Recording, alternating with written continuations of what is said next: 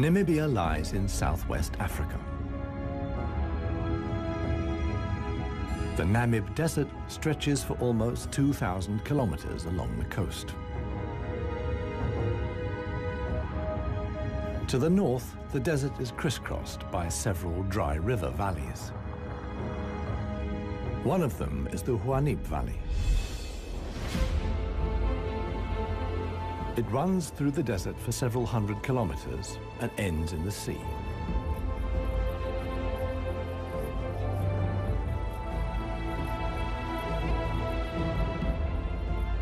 Water flows here once, at most twice a year. Only deep-rooted plants like anna trees can survive here. Only here, within the valley, can mammals exist in the long term. It is the home of the desert elephants.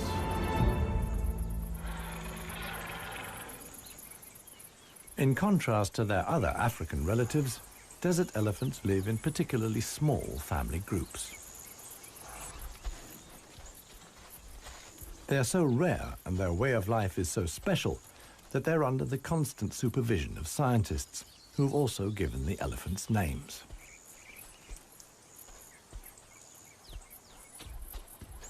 The head of this family is alpha cow Clarissa.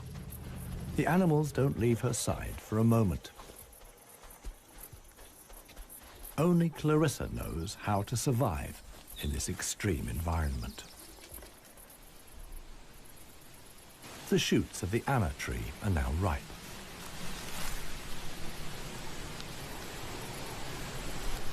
The pods contain protein-rich seeds.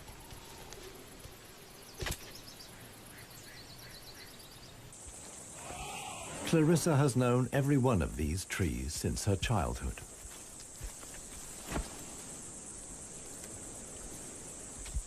Even the youngest, Maya, tries the shoots. Here, however, experienced trunk tip control is required. It's easier for her to get the protein she needs from her mother's milk. Desert elephants only have half the number of calves as other elephants. The male animals stay with their mother's family until they reach sexual maturity. With mock fights, they prepare for life without the protection of the females. Adult bull elephants are loners or travel in small groups. Jappy is the most skillful of them.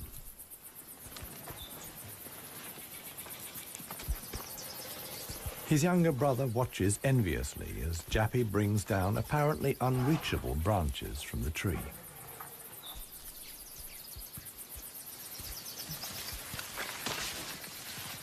In the valley, Jappy is well known for such tricks. He learned them from his father. Friendship among bull elephants has its limits. Jappy is certainly not willing to share his branch with his younger brother.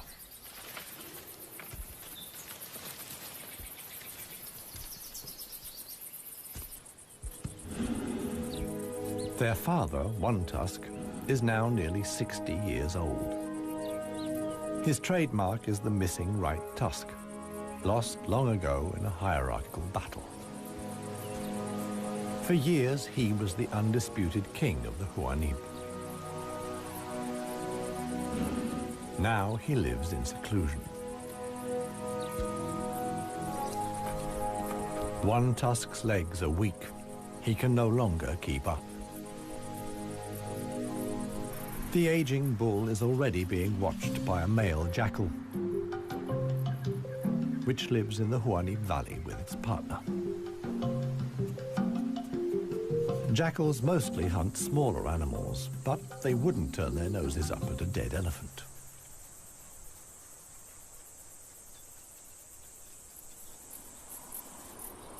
In a side valley, Clarissa has discovered a further source of food. There's a wide selection of bushes, grasses, and herbs.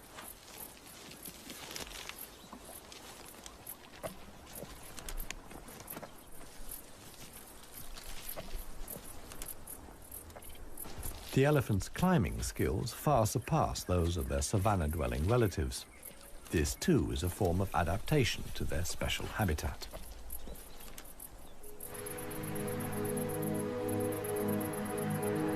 Old One Tusk has at last reached one of the anna trees in the Huanib Valley. But Clarissa and co. haven't left very much for him to eat. He desperately searches for something edible in the remnants. In vain.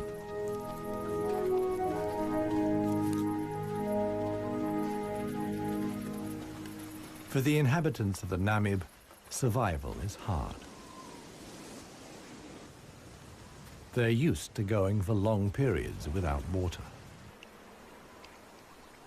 Many get liquid from their food or know secret sources of water. Regardless of size, every green leaf contains a minimum of liquid worth harvesting.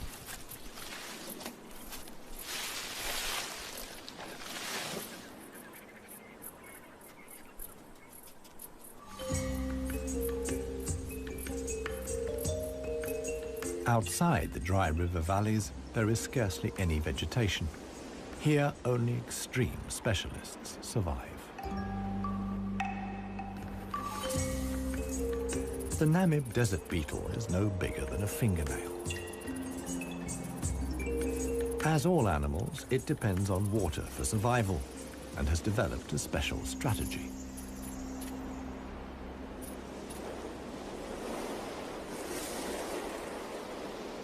Even the tiniest traces of dampness in the air condense on its carapace. In time, a drop forms, which then flows directly into the beetle's mouth. This way of life limits the distribution of desert beetles to those parts of the desert that see fog. But where does the fog come from?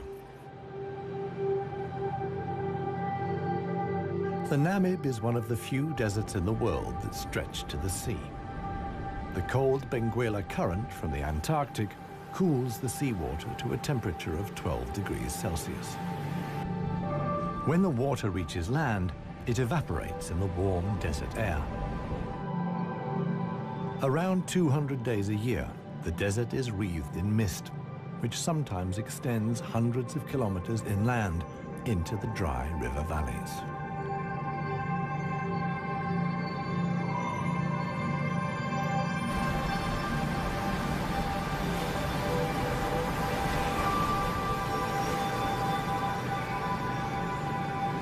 The Benguela current doesn't only bring fog, it's also rich in fish. The animals that benefit most are the brown fur seals.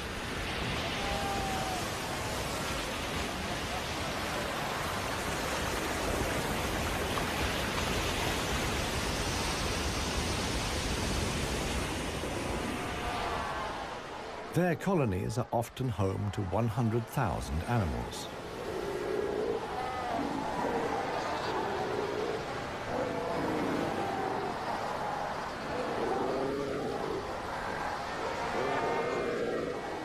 Right now, there's good reason for so many seals to congregate here. The mating season is just beginning.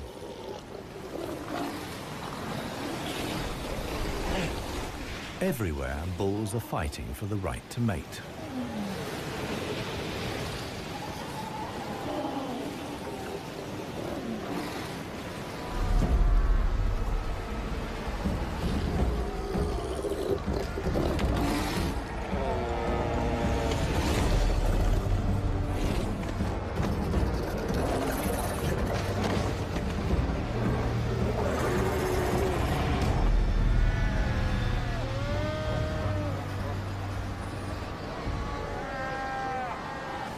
The strongest conquer a whole harem and then have their flippers full.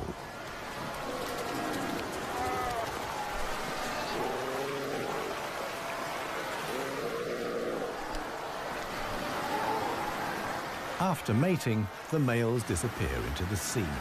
They're not involved in bringing up the young. The fog sometimes penetrates as far as the Huanib Valley.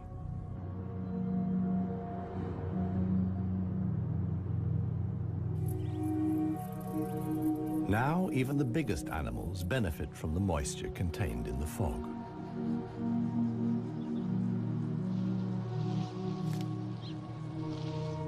Jappy and his brother can take on a lot of liquid from the drops of dew on the plants they eat.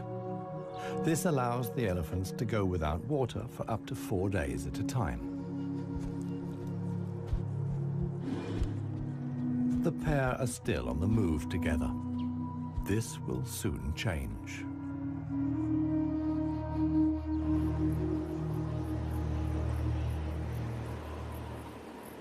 As the fog lifts, the sun illuminates a very special event. Families of elephants from other dry river valleys are on their way to the Huanib Valley. They're following the calls of their relatives, which they pick up via the soles of their feet, as via a stethoscope.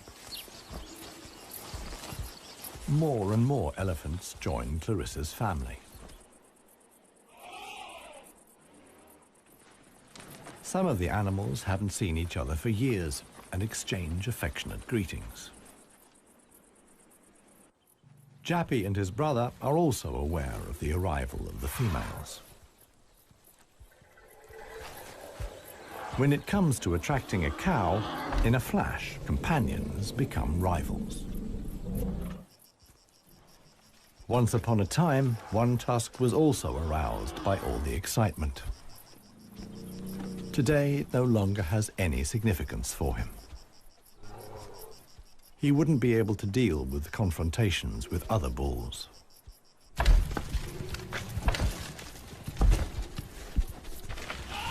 His sons and grandsons, on the other hand, are very excited. For them, it's important to make the most of the female's willingness to mate and prevent others from taking advantage. In the end, however, Jappy only manages to achieve his goal by means of a trick. He abducts the alpha cow, Clarissa.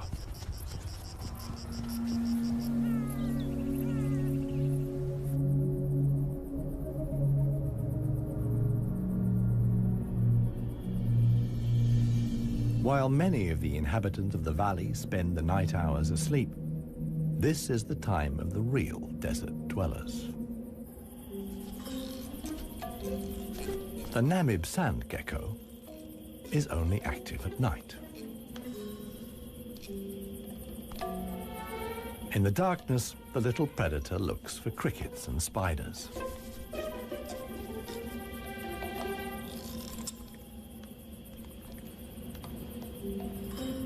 Like a frog's, its toes are webbed. This enables the lizard to seemingly fly across the dunes without sinking into the sand.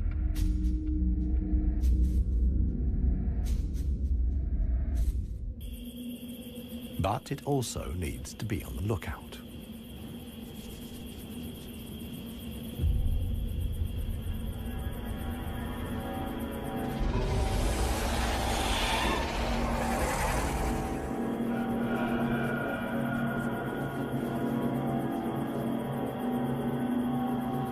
A sidewinding adder.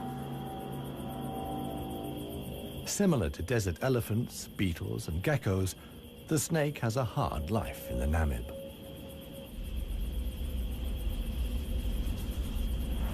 It has to hunt successfully to survive.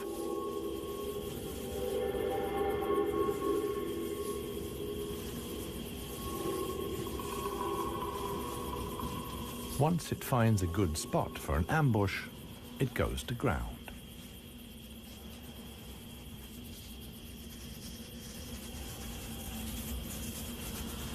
The snake is a predator that lies in wait for its prey, relying completely on its camouflage.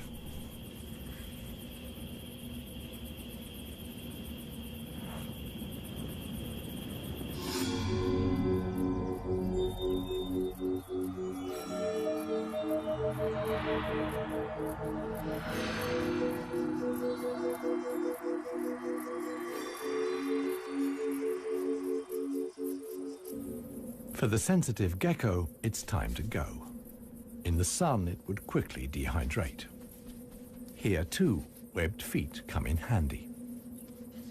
The lizard uses its legs as scoops to quickly dig out astonishing underground passages. It can make tunnels 1 meter long into the ground.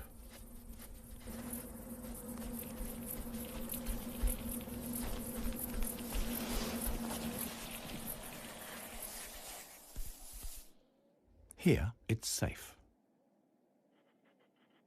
Up at ground level, another gecko isn't in quite such a hurry. With good reason. The fog is coming.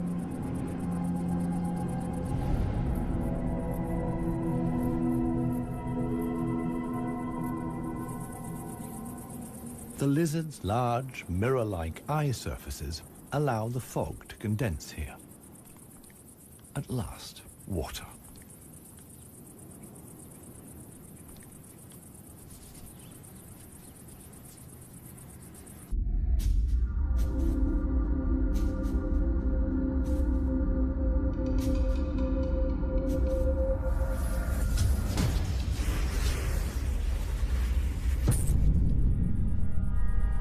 The waiting paid off.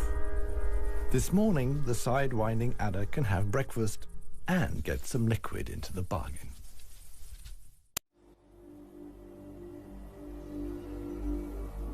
The Namibian winter is coming to an end, and with it, the mild climate brought by the fog. Relentless heat descends on the Huanib Valley. 40 degrees Celsius in the shade. This is approaching the limit for even Clarissa's family.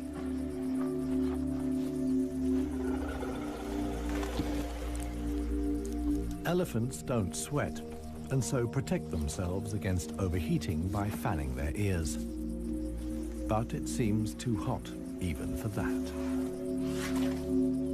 The heat is hard to bear for all the animals, but for the youngest, the sun can be lethal. Maya is really suffering.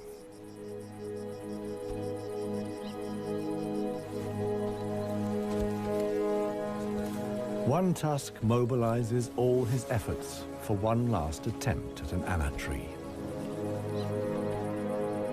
But he no longer has the strength. Exhausted, he withdraws to the shade. During his long life, his legs have carried him more than 400,000 kilometers. As with most bull elephants, the last few steps he will take alone. Despite the heat, Clarissa can't afford to take a break. She urges her family to move on. Desert elephants have to spend up to 20 hours a day eating 200 kilos of plant material.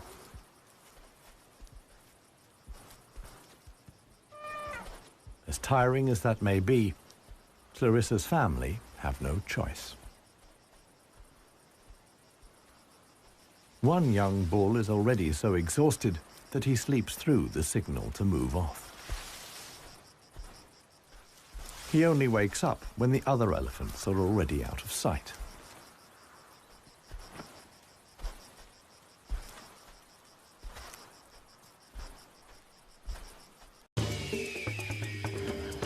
This show was created for you and your family to watch together. Welcome to Nat Geo Wild.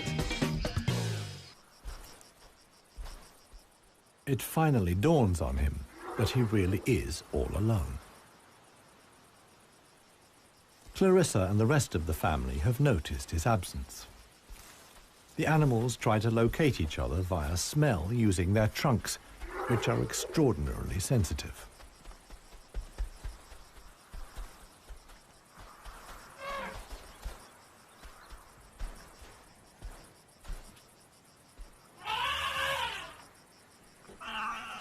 In the end, it's Maya who gives the decisive call. Now the straggler knows which way to go.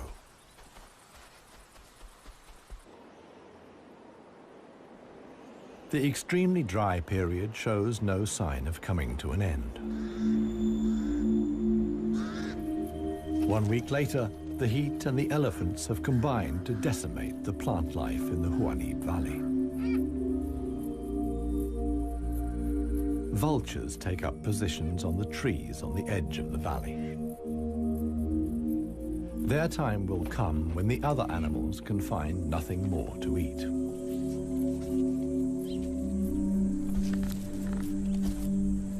For Clarissa's family, a dead tree now becomes the sole source of food. In the desert, a tree of this size takes years to break down.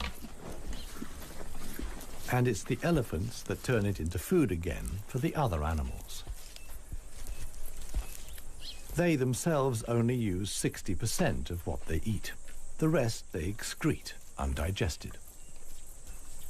In this way, they distribute seeds, like those of the anna tree. Some animals, like the helmeted guinea fowl, take the majority of their food from what the elephants deposit. In times of scarcity, even the Huanib Valley baboons look for something edible in the elephant's dung.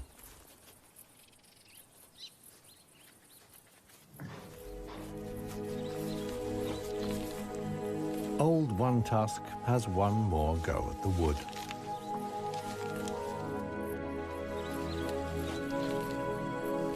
But elephant molars only grow back 6 times. One Tusk's teeth are worn out, and his attempt to eat wood the way he used to is doomed to failure. In other parts of Africa, older elephants seek out swamps where they can live for a while longer on softer leaves. Here, there is no such possibility.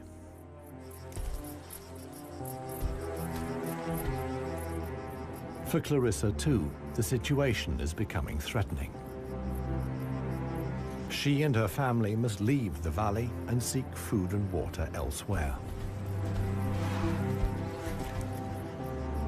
Other families join the trek. Only Clarissa's knowledge of hidden water sources can save them now.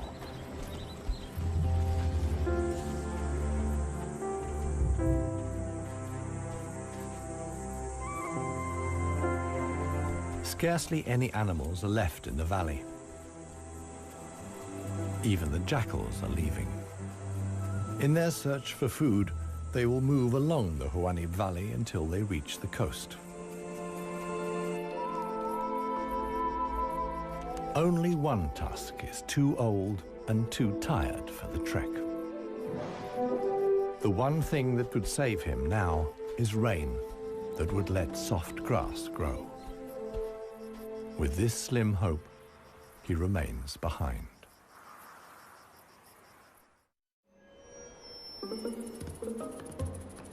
The Namib desert beetle is also looking for something to eat. In contrast to most of the desert dwellers, it is not seeking fresh young shoots.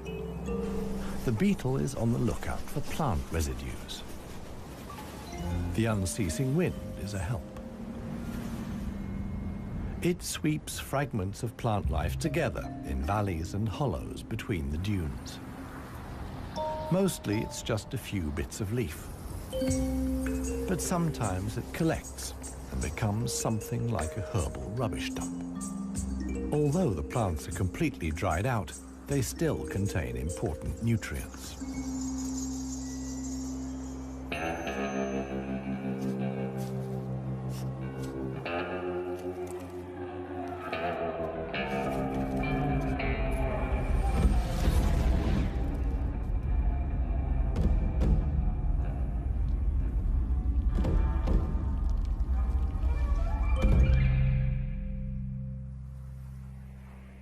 The Namakwa chameleon is one of the most dangerous hunters in the Namib desert.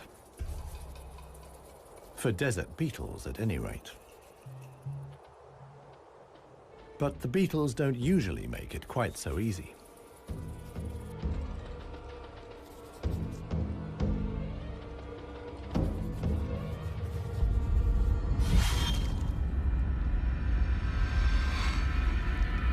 The beetles aren't only full of protein, but also provide essential liquids for the lizard.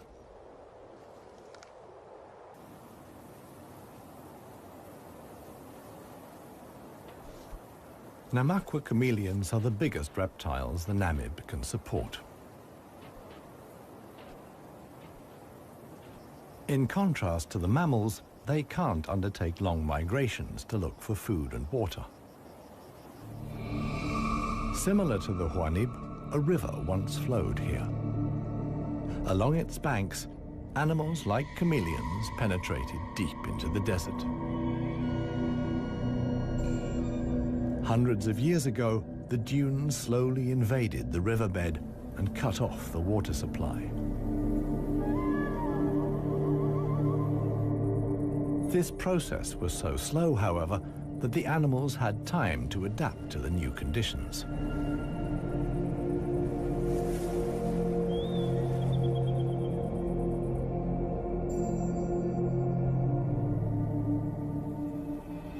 The mammals didn't need such a long period of adaptation. Their ability to migrate over long distances enabled them to conquer the desert much more quickly. The pair of jackals will soon reach the coast.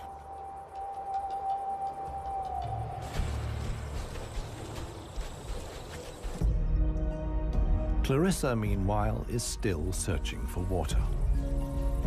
Little Maya is already exhausted.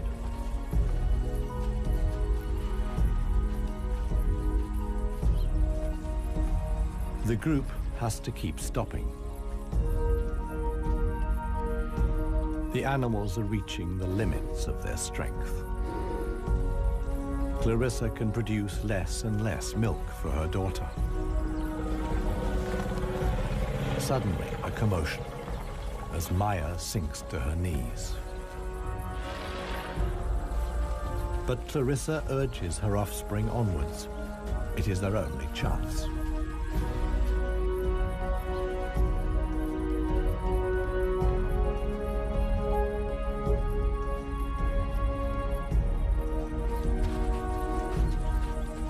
As dusk falls, they finally arrive.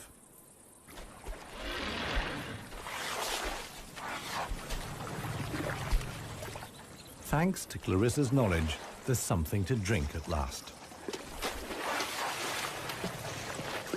Adult elephants can get by on 100 liters of water a day.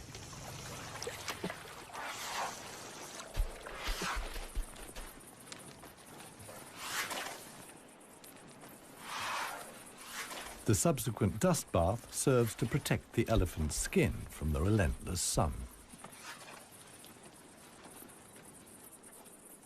The trek to the next source of food is long. The following morning, Clarissa will move on.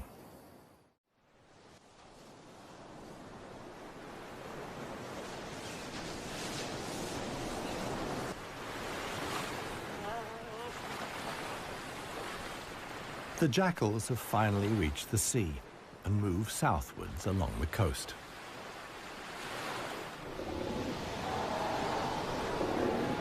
The new generation of brown fur seals is just arriving. Many of the mother animals are heavily pregnant. This young mother hasn't long to go.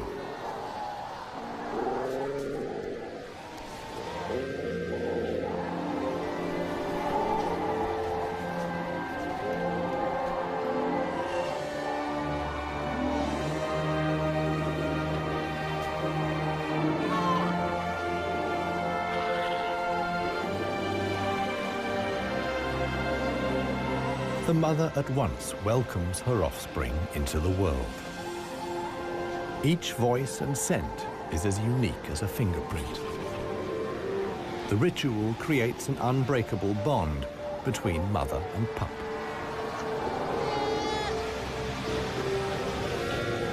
Directly after the birth, the pup has to be suckled.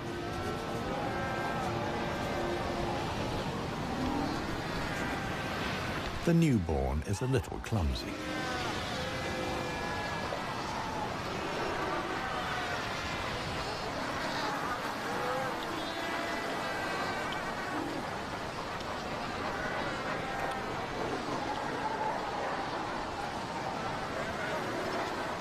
The young mother is not alone.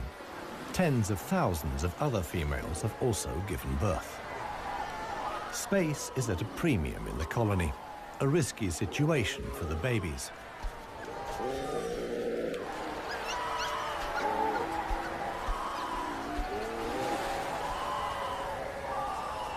To minimize the danger, the seals organize a kindergarten. Many of the mother animals leave their newly born pups here.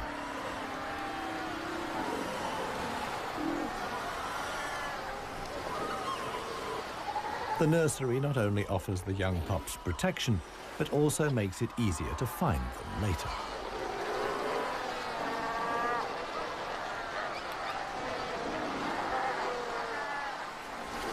The mother seals have to go out hunting every day to make sure their milk is nutritious enough for the young.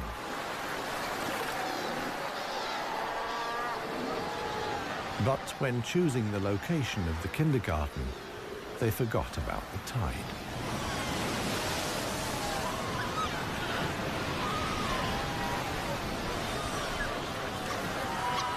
The pups fight desperately against the onslaught of the waves. The baby is washed out to sea, along with the other newborn seals.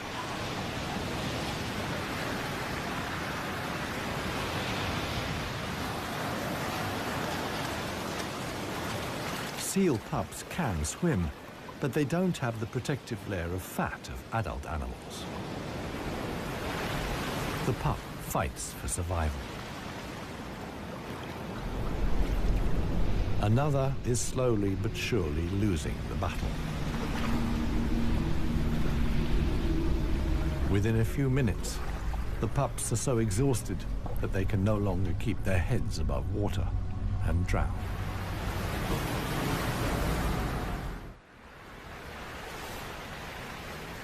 The next morning reveals how great the danger posed by the sea is for the seal pups. The shore is full of little corpses, washed up by the tide.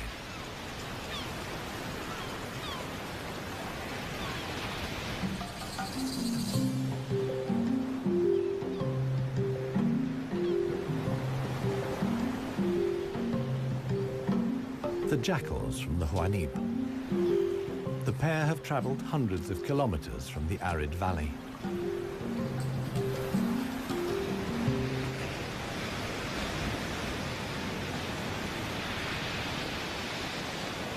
The seal colony is now their only chance of food.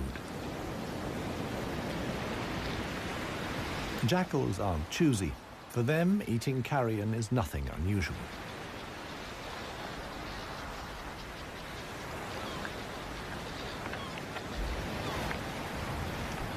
They'll be spending the coming weeks at the seal colony. Only when the pups are old enough to swim enduringly, and thus the supply of food runs out, will the jackals return to the Huanib Valley.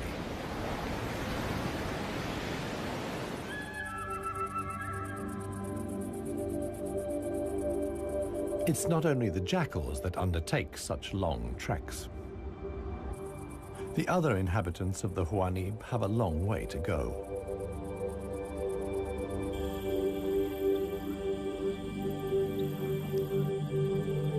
An oasis hidden deep in the desert. Oasis.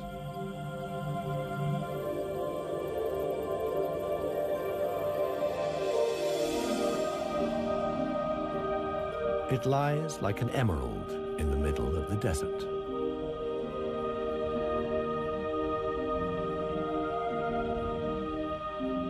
A thin band of loose vegetation lines the watering hole.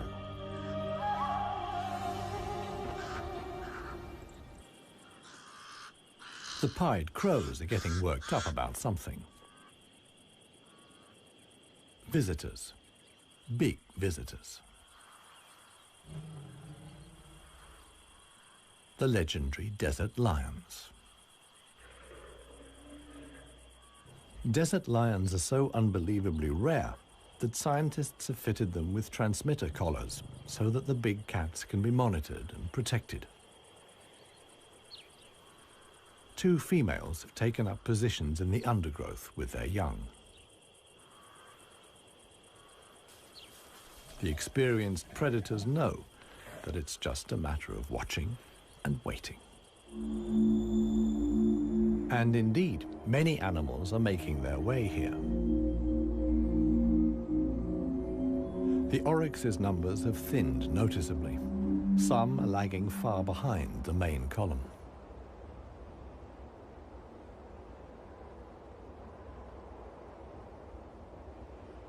After more than 10 days' trek, the first animals finally reach the source. Cautiously, they approach the steep bank. They're in danger of sinking into the soft ground.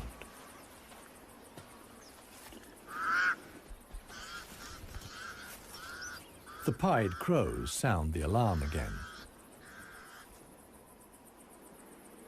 The lioness's patience has been rewarded. They've caught one of the stragglers.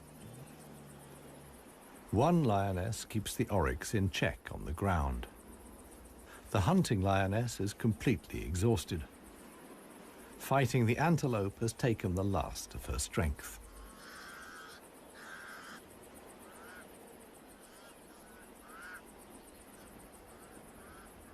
She drags herself back to the bushes to get her cubs.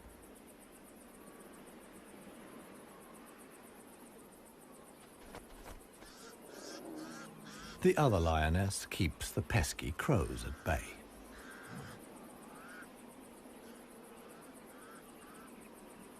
Luckily for the huntress, the cubs quickly grasp the situation. They can hardly wait to get their teeth into some fresh food. All the animals here are fighting for survival. The lionesses won this round. They've enough food now to last the coming weeks.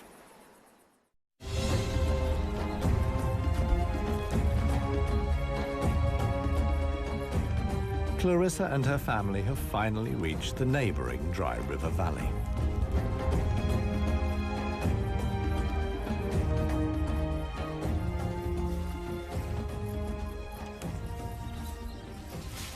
The experienced cow knew instinctively that in times of drought, there was some precious greenery here to feed on. The exhausted animals can at last fill their stomachs again.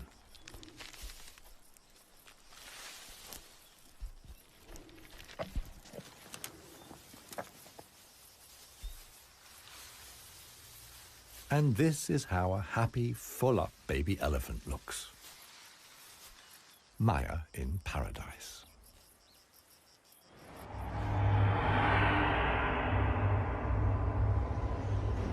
A strong wind blows in from the coast, and sandstorms form in the hinterland.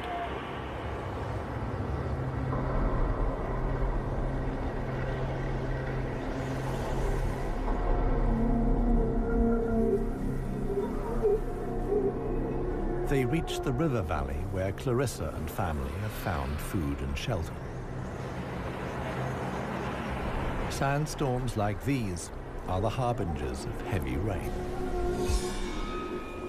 Experienced elephant cows like Clarissa know what that means.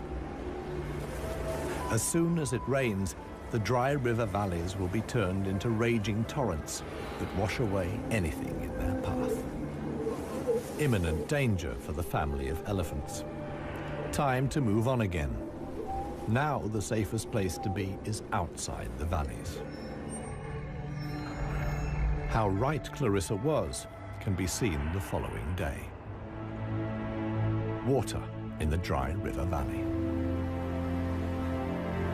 Only every 10 years or so is the rain strong enough for the flood wave to reach the sea.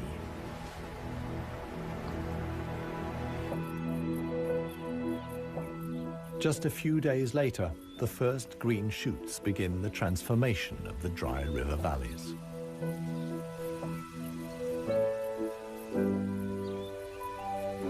The Huanib Valley, too, is bursting with new life as the first exiles return.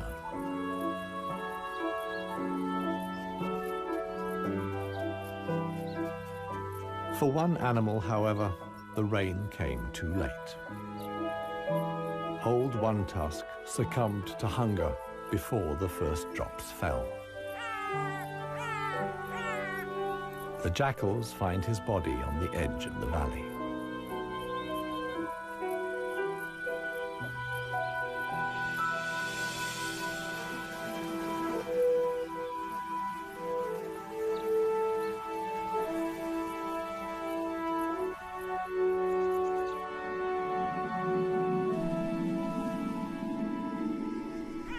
The jackals don't approach the body until evening.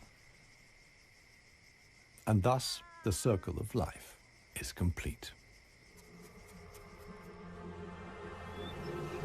The next morning, long unheard calls echo through the valley.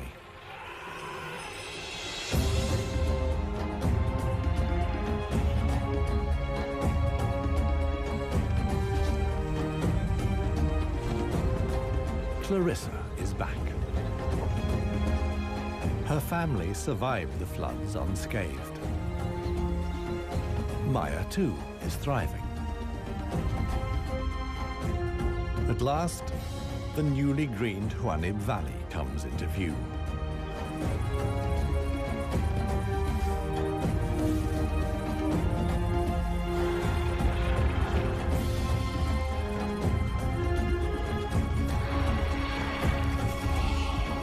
Clarissa's family is home again.